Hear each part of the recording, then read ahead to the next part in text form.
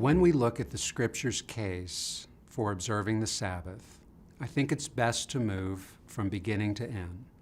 So in the beginning, Genesis chapter 2, we see God setting apart that seventh day as a day of holy resting. It's a day of worship. And that is for the good and betterment of His image bearers. We were made to work, but we were made for more than work. We were made for worship, fellowship, and communion with the living God. This is confirmed in the New Testament, and it's confirmed especially in the law of God as He gave it in Exodus chapter 20, and the parallel in Deuteronomy chapter 5, where God makes explicit that He wants His people to observe one day a week for worship and for rest, remembering that God has made us and remembering that God has redeemed us.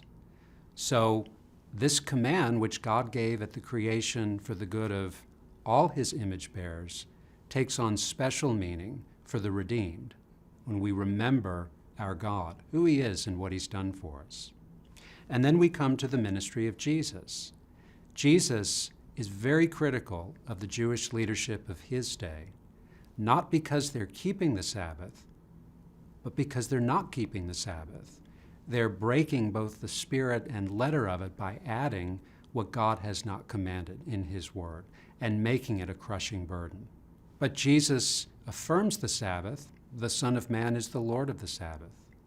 And then finally we move to the end of the Scripture and we see the apostles under the authority of Christ gathering the church on the first day of the week, the Lord's Day, here remembering that Jesus has been raised from the dead for us, and the hope of the resurrection is nurtured every Lord's Day.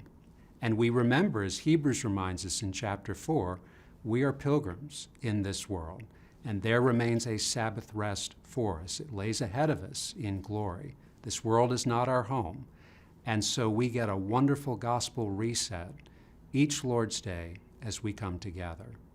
So from Genesis to Revelation, we see that God has always called His people one day a week to come together, to glorify Him, to remember Him, giving Him the worship that's His due.